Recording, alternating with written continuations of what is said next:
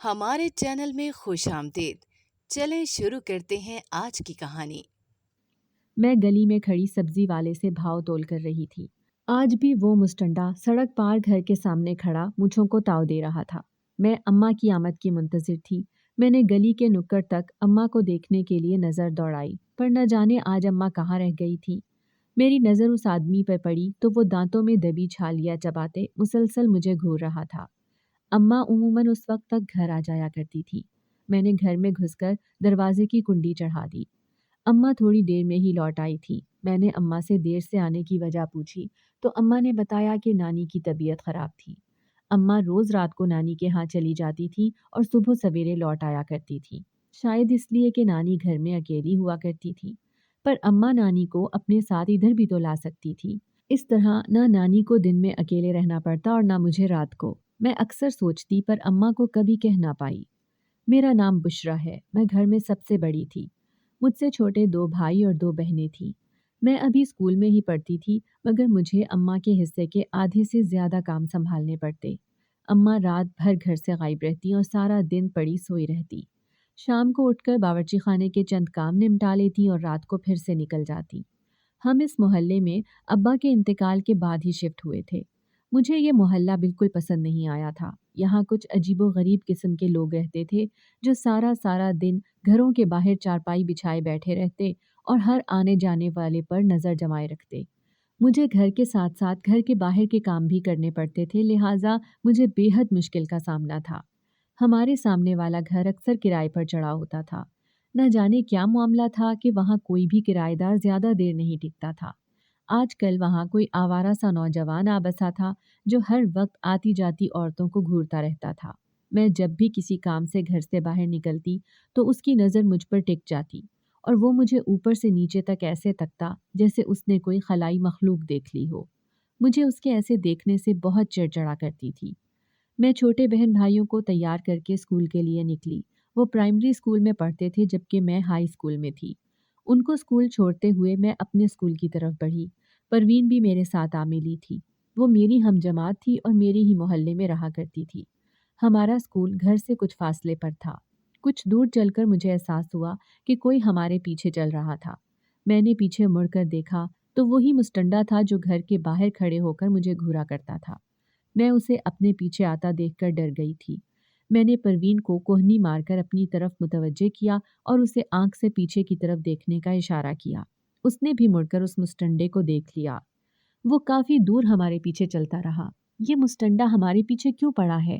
میں نے پروین کے کان میں سرگوشی کی۔ اس مستنڈے کا نام ظفر ہے، اس نے میری معلومات میں اضافہ کیا، اور ہو سکتا ہے وہ ہمارے پیچھے نہ ہو بلکہ اپنے رستے جا رہا ہو۔ پروین نے اپنی منطق پیش کی۔ اللہ کرے ایسا ہی ہو، میں دل میں دعا کرنے لگی۔ اسکول پہنچ کر ہم اندر داخل ہو گئے اور وہ دوسری جانب مڑ گیا۔ اسکول سے واپسی پر بھی وہ رستے میں موجود تھا۔ ہم اس کے پاس سے گزرے تو وہ ہمارے پیچھے چل دیا۔ میں نے پروین کو آنکھ سے اشارہ کیا کہ دیکھا میرا شک درست تھا۔ اب وہ بھی مان گئی تھی۔ مجھے اماں سے لازمی اس بارے میں بات کرنی چاہیے، میں نے دل میں سوچ لیا تھا۔ میں بہت دبو اور بزدل سی لڑکی تھی۔ نہ میں نے کبھی کسی لڑکے سے بات کی تھی اور نہ ہی کر سکتی تھی۔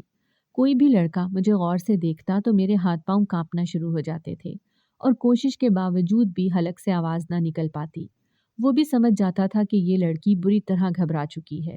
لڑکے کیا، میں تو لڑکیوں سے بات کرتے ہوئے بھی گھبرا جایا کرتی تھی، اس لیے لڑکیاں میرا مذاق اڑاتی تھی۔ میری پروین کے علاوہ کوئی اور سہیلی نہیں تھی، جبکہ آدھے اسکول اور پورے محلے کی لڑکیاں پروین کی دوست تھیں۔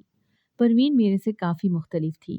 وہ ڈنکے کی چوٹ پر جواب دے کر اگلے بندے کی طبیعت صاف کر دیا کرتی تھی۔ میرے چہرے پر گھبراہٹ دیکھ کر پروین اس آدمی کی طرف بڑھی کہ تو رک، ابھی اس کو مزہ چکھاتی ہوں۔ میں نے اس کا ہاتھ پکڑ کر اپنی طرف گھسیٹا۔ میں نہیں چاہتی تھی کہ وہ یہاں گلی محلے میں سب کے سامنے تماشا لگائے۔ میں اسے گھسیٹتی ہوئی گھر لے گئی۔ گھر کا راشن بالکل ختم ہونے کے قریب تھا۔ میں نے اماں کو بتایا تو اس نے مجھے پرس سے پیسے نکال کر پکڑا دیے کہ بازار سے خرید لانا۔ میں باہر نہیں جانا چاہتی تھی۔ میں نے اماں کی طرف ایک نظر بھر کر دیکھا اور ہلکی سی آواز میں منمنائی، اماں تم لیتی آنا۔ اماں نے میری بات سنی انسنی کر دی۔ میں نے اماں کو اس مستنڈے ظفر کے بارے میں بتانے کا سوچا۔ اماں جانے کی تیاریوں میں لگی ہوئی تھی۔ میں اس کا فکر مند چہرہ دیکھ کر چاہنے کے باوجود کچھ نہ کہہ سکی۔ میں نے سوچا کہ وہ پہلے ہی پریشان رہتی تھی، مجھے اسے مزید پریشان نہیں کرنا چاہیے۔ ابا کے انتقال کے بعد اماں بہت بدل گئی تھی۔ میرا ابا ایک مستری تھا۔ ابا کے ہاتھ میں بے حد صفائی تھی۔ اسے بڑے بڑے بنگلے بنانے کا کام بڑی آسانی سے مل جایا کرتا تھا۔ وہ اچھا کماتا تھا۔ وہ خود تو مستری تھا، پر اماں کو اس نے ملکہ کی طرح رکھا ہوا تھا۔ وہ اماں کا بے حد احترام اور قدر کرتا تھا۔ وہ ہم سب بہن بھائیوں سے بھی بہت پیار کرتا تھا، مگر اس کی عمر بہت کم تھی۔ ابھی وہ 40 کا ہی ہوا تھا کہ ایک رات اچانک اس کے دل کی دھڑکن بند ہو گئی اور وہ ہم سب کو روتا بلکتا چھوڑ کر چلا گیا۔ مجھے اندازہ تھا کہ ابا کی وفات کے بعد اماں کو بہت مشکلات کا سامنا کرنا پڑا تھا۔ آمدنی کا کوئی ذریعہ نہیں رہا تھا اور کھانے پینے کے لالے پڑ گئے تھے۔ اماں اپنے بچوں کو فاقہ کرتے نہ دیکھ پائیں اور اسے گھر سے قدم باہر نکالنا پڑا۔ اماں لوگوں کے گھروں میں کام کرنے پر مجبور تھی۔ شام کو وہ تھکی ہاری گھر میں داخل ہوتی اور ابا کی یاد میں آنسو بہاتی رہتی۔ لوگوں کے گھروں میں کام کر کے وہ اتنی تھک جاتی تھی کہ اس سے گھر اور بچوں کا کام نہ ہو پاتا۔ اس کی مشکلات جان کر میں نے بہت چھوٹی عمر میں ہی گھر سنبھالنا شروع کر دیا تھا۔ میں اس کی مدد کرنے کی غرض سے اس کے گھر آنے سے پہلے گھر کے اور بہن بھائیوں کے کافی کام نمٹا دیا کرتی۔ رفتہ رفتہ اماں مجھ پہ کافی انحصار کرنے لگی۔ اس نے گھر کے علاوہ باہر کے بھی اکثر کام میرے ذمے ڈال دیے تھے۔ کچھ عرصہ پہلے اس نے لوگوں کے گھروں میں کام کرنا بھی چھوڑ دیا تھا۔ اب وہ رات کو نانی کے گھر چلی جاتی اور صبح سویرے لوٹ آتی۔ ہمارے محلے کی ایک لڑکی نسیمہ گھر سے بھاگ گئی تھی اور جاتے ہوئے وہ ایک خط چھوڑ گئی تھی جس میں لکھا تھا کہ وہ اپنی مرضی سے جا رہی ہے۔ یہ اطلاع اسکول جاتے ہوئے پروین نے راستے میں مجھ تک پہنچائی تھی۔ میں سن کر پریشان تھی۔ وہ تو عمر میں ہم سے بھی چھوٹی تھی۔ یہ تو معلوم نہیں تھا کہ وہ کس کے ساتھ بھاگ گئی ہے، لیکن اتنا معلوم تھا کہ وہ اپنی مرضی سے گئی تھی۔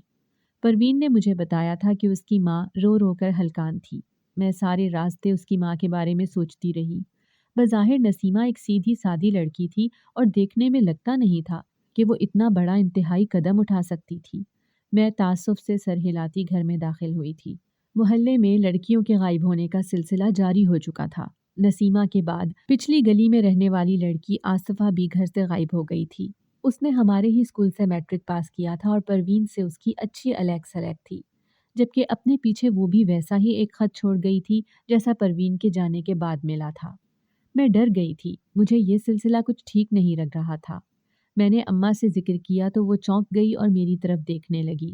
شاید اماں کو اپنی جوان ہوتی بیٹی کا احساس ہو گیا تھا۔ میں اب اسکول کے علاوہ گھر سے باہر نہیں جاؤں گی اماں۔ میں نے اماں کو باہر کے کاموں سے منع کیا تو وہ کچھ نہ بولی، بس خالی خالی نظروں سے مجھے دیکھتی رہی۔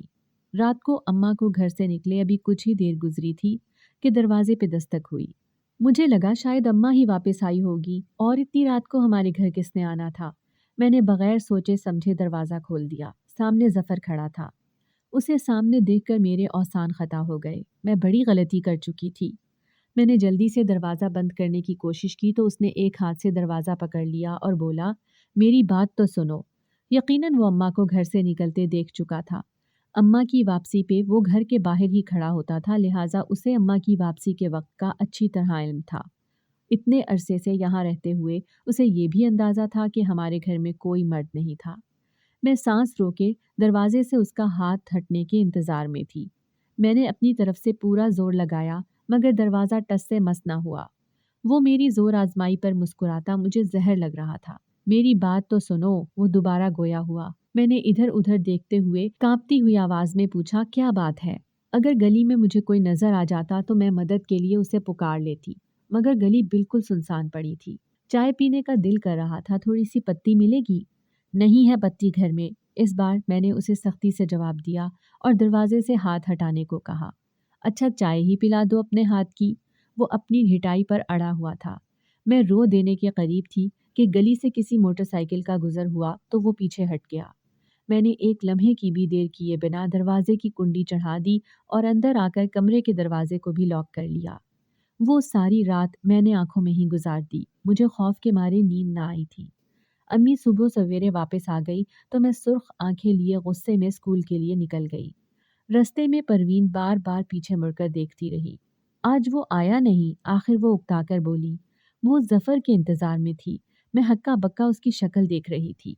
میں اس کے نہ آ جانے پہ اللہ کا شکر ادا کر رہی تھی اور وہ اسے یاد کرنے میں لگی ہوئی تھی۔ تجھے پتا ہے وہ کس کے پیچھے آتا ہے؟ اس کے سوال پہ میرا دل ڈر گیا تھا۔ میرے پیچھے؟ اپنے سوال کا خود ہی جواب دیتے وہ اٹھلا کر بولی تو میں سوچ میں پڑ گئی۔ یہ تو ایک طرح سے اچھا ہی تھا اگر وہ پروین کے پیچھے آتا تھا، پر رات پھر وہ میرے گھر پر کیوں پہنچا ہوا تھا؟ مجھے کچھ سمجھ نہیں آ رہی تھی، لہٰذا میں چپ چاپ چلتی رہی اور میں نے پروین کی بات کا کوئی جواب نہ دیا۔ اماں کے جانے کا وقت ہوا تو میری گھبراہٹ میں اضافہ ہو گیا۔ میں اماں کی منتیں کرنے لگی کہ آج اماں نہ جائیں، پر اماں کسی صورت رکنے کو تیار نہ تھی۔ اماں کا کہنا تھا کہ وہ نانی کو بتا کر نہیں آئی، نانی اس کا انتظار کر رہی ہوگی۔ آج وہ نانی کو بتا آئے گی تو کل کو میرے پاس رک جائے گی۔ میں نے اماں کو کل رات کی ساری بات بتا دی۔ اماں سن کر پریشان ہوئی اور بولی، میں اسے سمجھا دوں گی، آئندہ وہ تجھے تنگ نہیں کرے گا۔ وہ مجھے دروازہ اچھی طرح بند کرنے کی تاکید کر کے چل دی۔ میں اماں کی سنگ دلی پر حیران تھی۔ پروین 2 دن سے اسکول نہیں آ رہی تھی۔ میں بہن بھائیوں کو ان کے اسکول چھوڑ کر باقی کا رستہ اکیلے ہی کاٹتی۔ ظفر بھی مجھے اس رات کے بعد دکھائی نہیں دیا تھا۔ یا تو یہ اماں کے سمجھانے کا اثر تھا یا واقعی وہ پروین کے پیچھے تھا۔ مجھے تسلی ہوئی۔ واپسی پہ میں پروین کا پتہ کرنے اس کے گھر چلی گئی۔ پروین کے گھر میں ہوں کا عالم تھا۔ میں نے پروین کو آوازیں دی تو اس کی ماں نہ جانے کس کونے سے نکل کر آئی۔ اس نے بتایا کہ پروین تو گھر سے بھاگ گئی تھی۔ میں سناٹے میں رہ گئی۔ کب، کیسے اور کیوں؟ میرے منہ سے الفاظ نہیں نکل رہے تھے۔ پرسوں جب وہ اسکول سے لوٹی تو اس کی ماں اسے گھر چھوڑ کر کسی کام سے باہر گئی تھی۔ جب وہ واپس لوٹی تو پروین غائب تھی۔ انتظار کرنے اور ڈھونڈنے پہ بھی اس کا کچھ پتہ نہیں تھا۔ انہوں نے اس کا سامان دیکھا تو وہ بھی غائب تھا۔ وہ شک میں مبتلا ہو چکے تھے کہ وہ گھر سے بھاگ گئی تھی کہ انہیں اس کے بستے سے اس کا لکھا خط مل گیا، جس میں لکھا تھا کہ وہ اپنی مرضی سے جا رہی ہے اور اسے ڈھونڈنے کی کوشش نہ کی جائے۔ پروین کی ماں نے روتے ہوئے وہ خط میرے ہاتھ میں پکڑا دیا تھا۔ میرا خود کا دل غم سے پھٹا جا رہا تھا۔ وہ میری واحد دوست تھی۔ اس نے مجھ سے اس بارے میں کچھ ذکر نہیں کیا تھا۔ میں نے خط پر ایک غمگین نظر ڈالی اور چونک گئی۔ یہ لکھائی تو پروین کی نہیں تھی۔ میں اس کی لکھائی اچھی طرح پہچانتی تھی، کیونکہ مجھے گھر کے کاموں کی وجہ سے وقت نہیں ملتا تھا تو وہ اکثر میرا اسکول کا کام کر دیا کرتی تھی۔ اگر تجھے کچھ معلوم بھی ہونا کہ وہ کس کے ساتھ بھاگی ہے، تب بھی منہ سے بھاپ مت نکالنا، پروین کی ماں آہستگی سے بولی تھی۔ اس کا باپ اور بھائی اس کی جان کے دشمن بنے ہیں، مار ڈالیں گے اسے۔ میں اس بات میں سر ہلا کر واپس لوٹ آئی تھی۔ میں اپنے ساتھ پروین کا خط بھی لے آئی تھی تاکہ اپنے رجسٹر پر لکھی اس کی لکھائی سے یہ لکھائی ملا کر دیکھ سکوں۔ گھر آ کر میں نے سب سے پہلا کام یہی کیا تھا۔ لکھائی میں واضح فرق تھا۔ یہ خط پروین کے ہاتھ سے نہیں لکھا گیا تھا۔ ماں باپ کے لیے یہی ڈوب مرنے کا مقام ہوتا ہے کہ ان کی بیٹی کسی کے ساتھ بھاگ گئی تھی۔ پولیس میں رپورٹ لکھوا کر وہ اپنا تماشا کسی قیمت نہیں لگوانا چاہتے۔ میں فوری طور پر نسیمہ اور پھر آصفہ کی طرف گئی تاکہ ان کے لکھے ہوئے خطوط کی لکھائی ملا کر دیکھ سکوں۔ تینوں خطوں کی لکھائی بالکل ایک جیسی تھی۔ نسیمہ اور آصفہ کے رجسٹروں میں کی گئی لکھائی سے بالکل مختلف تھی۔ اس کا صاف مطلب تھا کہ تینوں میں سے کوئی ایک بھی اپنی مرضی سے نہیں گئی تھی۔ محلے میں کوئی اور لڑکی اس سازش کا شکار بنے، اس سے پہلے ہی اس ڈرامے کو بے نقاب کرنا ضروری تھا۔ مجھے ان تینوں لڑکیوں کے ماں باپ کو یہ بات سمجھانے میں زیادہ وقت نہیں لگا۔ سب محلے والے مل کر پولیس کے پاس گئے تھے۔ پولیس نے اپنی تفتیش شروع کر دی تھی۔ پولیس کے سپاہی اکثر محلے میں نظر آتے۔ پولیس کے ڈر سے ہی صحیح، پر لوگوں نے گلی میں کھڑے ہو کر آتی جاتی لڑکیوں کو گھورنا بند کر دیا تھا۔ میں نے اماں تک بھی سارے معاملات کی خبر پہنچا دی تھی۔ اماں یہ سب سن کر حیران تھی۔ مجھے پوری امید تھی کہ اماں اب رات کو ہم بہن بھائیوں کو اکیلا چھوڑ کر نانی کی طرف نہیں جائے گی، پر اماں نے الٹا مجھے ہی ڈانٹ دیا کہ تجھے اتنا سیانہ بننے کی کیا ضرورت تھی بھلا۔ میں نے اماں سے کہا کہ حالات بہت بگڑ چکے ہیں، آپ نانی کو ادھر ہی لے آؤ، پر اب آپ رات کو گھر سے نہ جایا کرو۔ اماں کہنے لگی اس گھر کو چلانے کے لیے ایسا کرنا ضروری ہے۔ میں حیران ہوئی کہ آخر نانی کے گھر ایسا کون سا خزانہ ہے جس سے اماں روزانہ اتنے پیسے کماتی ہیں۔ ایک رات اماں نانی کے گھر جانے کے لیے باہر نکلی تو میں بھی چادر اوڑھ کر ان کے پیچھے چل دی۔ میں مناسب فاصلے سے ان کا پیچھا کرتی رہی۔ وہ پیدل ہی جا رہی تھی۔ یہ دیکھ کر میری جان نکل گئی کہ اس کا رخ نانی کے گھر کی جانب نہیں تھا بلکہ وہ تو کسی اور طرف مڑ گئی تھی۔ مجھے گھر میں سوئے بہن بھائیوں کی بھی فکر تھی۔ میں اس کے پیچھے چلتی رہی۔ وہ ایک گھر کے سامنے جا کر رک گئی اور دروازے پر ہلکی سی دستک دی۔ دروازہ لمحے میں ہی کھول دیا گیا تھا۔ میں دروازہ کھولنے والے کو دیکھ کر سناٹے میں رہ گئی تھی۔ وہ تو وہی مستنڈا ظفر تھا۔ اماں اندر داخل ہوئی تو اس نے دروازہ کھٹ سے بند کر دیا۔ اماں اور ظفر کا کیا تعلق تھا، اس کا جواب تو اماں ہی دے سکتی تھی۔ میں واپس پلٹ آئی اور ساری رات منصوبہ سوچتی رہی کہ اماں سے کس طرح سچ اگلوایا جا سکتا تھا۔ اگلی صبح میں اسکول کے لیے نکلی تو اسکول کی بجائے نانی کے گھر کی طرف چل دی۔ میں نانی سے مل کر اماں کے بارے میں جاننا چاہتی تھی۔ میری نانی میرے اکلوتے ماموں کی وفات کے بعد سے اکیلے رہا کرتی تھی۔ کبھی کبھار اس کی بیوہ بہو اپنے 2 بچوں کو اس سے ملوانے کے لیے لے آیا کرتی تھی۔ نانی اپنی پینشن سے گھر کا خرچہ چلایا کرتی تھی۔ نانی کے ہاں جا کر مجھے معلوم ہوا کہ اماں نے تو کئی مہینوں سے نانی کے گھر کا چکر نہیں لگایا تھا۔ اب اس میں کوئی شک باقی نہیں رہا تھا کہ اماں کسی غلط کام میں ملوث تھی۔ میں نانی کو ساتھ لیے گھر واپس آ گئی تھی۔ اماں ابھی تک سو رہی تھی۔ میں نے نانی کو اپنے کمرے میں بٹھایا اور اماں کو جا کر بتایا کہ نانی ملنے آئی ہیں۔ نانی کے آنے کا سن کر وہ اچھل کر اٹھی تھی۔ وہ حیران تھی کہ نانی صبح صبح کیسے آ گئی تھی۔ میں نے نانی کے سامنے تو کچھ ظاہر نہ کیا، پر نانی کے جاتے ہی میں اماں کے سر پر سوار ہو چکی تھی۔ میں نے اسے بتایا تھا کہ میں نے رات میں اس کا پیچھا کر کے وہ گھر دیکھ لیا تھا جہاں وہ رات کو جاتی تھی۔ اس کے چہرے پہ افسردگی چھا گئی تھی۔ میں نے اسے دھمکی دی کہ اب بھی اس نے کچھ نہ بتایا تو میں اسی گھر میں جا پہنچوں گی جہاں وہ روزانہ جاتی تھی۔ اس کی آنکھ سے ایک آنسو ٹپکا اور وہ افسردگی سے بھرے لہجے میں بولی کہ تو ادھر کا رخ بھی مت کرنا۔ تیرے باپ نے مجھے دنیا جہاں کا عیش مہیا کیا تھا۔ اتنی خوشحالی تو میں نے شادی سے پہلے اپنے گھر میں بھی نہیں دیکھی تھی جتنی تیرے باپ کے ساتھ میسر تھی۔ مجھے اس آرام اور خوشحالی کی عادت پڑ گئی تھی۔ باپ کی وفات کے بعد میں اپنے بچوں کو ایک ایک چیز کے لیے ترستے ہوئے نہیں دیکھ سکتی تھی۔ میں چاہتی تھی کہ وہ ایسی ہی زندگی گزاریں جیسی اپنے باپ کے ہوتے ہوئے گزار رہے تھے۔ میں نے لوگوں کے گھروں میں کام کرنا شروع کر دیا۔ آمدنی کا سلسلہ تو شروع ہو گیا تھا، مگر وہ آمدنی ناکافی تھی۔ سارا دن محنت کرنے کے باوجود مہینے کے آخر میں چند پیسے ہاتھ آتے تھے، جس سے گزارا ہی بمشکل ہوا کرتا تھا۔ اور سچ پوچھو تو مجھے محنت مشقت کی عادت نہ شادی سے پہلے تھی اور نہ بعد میں۔ تیرا باپ تو کھانا بھی اکثر باہر سے ہی لے آیا کرتا تھا تاکہ مجھے گھر میں نہ پکانا پڑے۔ میں کوئی ایسا کام ڈھونڈ رہی تھی جس میں محنت کم اور معاوضہ زیادہ ہو۔ میں ایک کوٹھی میں کام کیا کرتی تھی۔ وہاں کی مالکن اکثر مجھ سے حال احوال لیتی رہتی۔ میں نے اس سے اپنی اس خواہش کا ذکر کیا کہ میں کم محنت میں زیادہ کمانا چاہتی ہوں، تو اس نے کچھ سوچتے ہوئے کہا کہ اس کے پاس ایک کام ہے، پر یہ کام اتنا چپکے سے کرنا ہوگا کہ کسی کو کانوں کان خبر نہیں ہونی چاہیے تھی۔ وہ گھر اسی عورت کا تھا۔ وہ اپنے گھر پہ کوٹھا چلایا کرتی تھی۔ وہاں بہت امیر کبیر سیٹھ رات کو آیا کرتے تھے۔ شریفوں کے علاقے میں یہ کام کرنے سے نہ کسی کو پتہ چلتا تھا، نہ ہی پولیس بار بار تنگ کرتی تھی۔ اس کام کے لیے اسے عورتوں کی ہمیشہ ضرورت پڑتی تھی۔ میں نے یہ سب سنتے ہی اسے صاف کہہ دیا تھا کہ میں جسم فروشی نہیں کروں گی۔ وہ بولی تھی کوئی مسئلہ نہیں، جسم فروشی کے علاوہ بھی بہت سے کام ہیں۔ اس نے مجھے حساب کتاب اور رکھوالی کا کام دیا۔ وہ اس دھندے کے علاوہ کچھ اور بھی ناجائز کام کیا کرتی تھی۔ میں نے زیادہ معاوضے کی خاطر اس کے لیے کام کرنا شروع کر دیا تھا۔ اماں اتنا کہہ کر چپ ہوئیں تو میں نے اس کی آنکھوں میں جھانکتے ہوئے پوچھا، اور پروین، نسیمہ اور آصفہ کہاں ہیں؟ میں نے ہوا میں تیر چھوڑا تھا۔ ان کا نام سن کر اماں کے چہرے کا رنگ بدل گیا۔ ان کے بارے میں کچھ نہیں جانتی، وہ ہکلا گئی تھی۔ تو میرے بارے میں کسی کو کچھ نہیں بتائے گی، وعدہ کر، خاص طور پر اپنی نانی کو۔ اماں نے مجھ سے وعدہ لیا تو میں نے بھی وعدہ کر لیا۔ اماں کے بارے میں مجھے کسی کو بتانے کی کوئی ضرورت بھی نہیں تھی، اور نانی کو تو بالکل نہیں۔ نانی نے اماں کا کیا بگاڑ لینا تھا بھلا؟ میں اماں کو مطمئن کر کے گھر سے سبزی لینے کے بہانے نکلی تھی اور سیدھا قریبی تھانے میں جا پہنچی تھی۔ میں نے انسپیکٹر کو اس گھر کے بارے میں ساری معلومات پہنچا دی تھی، اور یہ بھی کہ ان تینوں لڑکیوں کی گمشدگی کا تعلق بھی اسی گھر سے تھا۔ بس اماں، آج رات میرے پاس رک جا، کل سے بے شک چلی جانا۔ اس رات میں نے اماں کو منا کر گھر میں ہی روک لیا تھا۔ پولیس نے اسی رات گھر پہ چھاپا مارا اور رنگے ہاتھوں سب کو گرفتار کر لیا تھا۔ وہاں کے لوگ حیران تھے کہ ان کی ناک تلے کیا کچھ ہو رہا تھا، اور وہ بے خبر تھے۔ ظفر بھی گرفتار ہو چکا تھا۔ پولیس نے جلد ہی اس سے سب کچھ اگلوا لیا تھا۔ وہ لوگ لڑکیوں کو اسمگل کرنے کا کام بھی کرتے تھے۔ ظفر بھی ان کے گروہ کا ایک اہم رکن تھا۔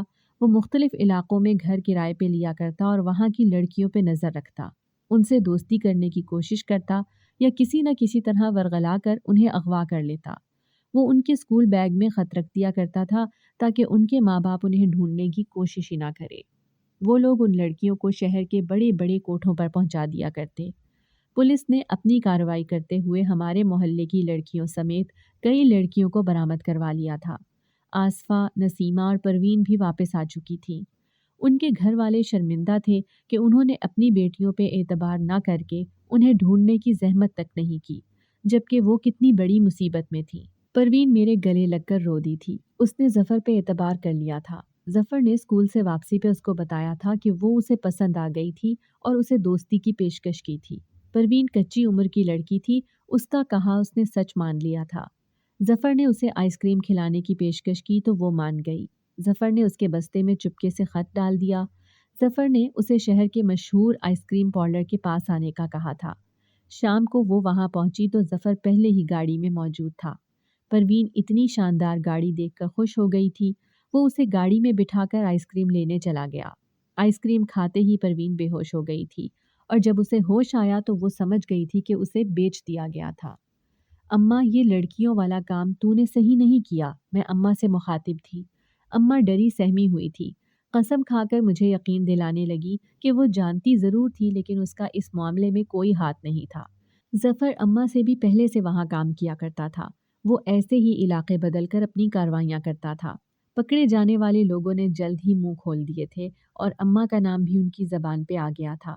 پولیس اماں کو گرفتار کرنے آئی تو وہی انسپیکٹر مجھے دیکھ کر ٹھٹک گیا۔ اماں بہت ڈری ہوئی تھی۔ اماں کو گاڑی میں بٹھا کر وہ انسپیکٹر میرے پاس آیا اور بولا، تم نے بہت بہادری کا کام کیا ہے، نہ جانے کتنی لڑکیوں کو مزید تباہ ہونے سے بچایا ہے۔ اماں کا خیال رکھنا، اسے زیادہ سختیوں کی عادت نہیں ہے، میرے حلق سے بمشکل آواز نکلی تھی۔ آنسوؤں کا پھندا میرے گلے میں اٹک چکا تھا۔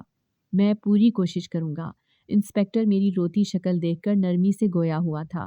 اماں ان کے ساتھ ضرور شامل تھی مگر اماں نے کسی جرم کا ارتکاب نہیں کیا تھا۔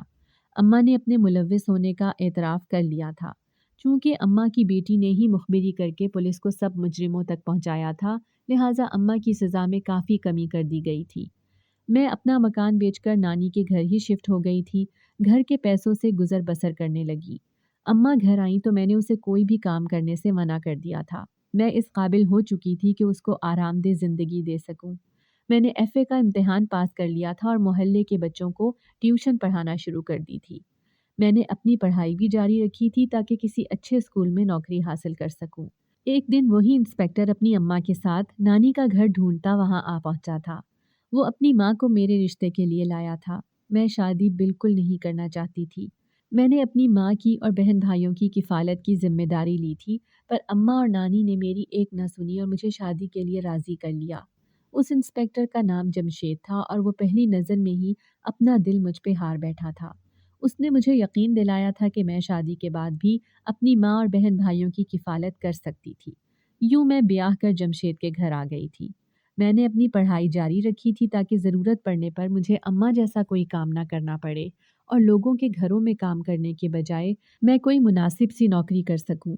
مجھے جلد ہی سرکاری نوکری مل گئی تھی۔ اپنی تنخواہ سے میں نے اماں کو وہ تمام سکون اور آرام مہیا کرنا شروع کر دیا جو اسے ابا کی زندگی میں حاصل تھا۔ ناظرین، اگر آپ کو ہماری کہانی اچھی لگی ہے تو ویڈیو کو لائک کریں، شیئر کریں اور ہمارے چینل کو سبسکرائب کریں۔ اگلی ویڈیو تک اجازت دیں۔ اللہ حافظ۔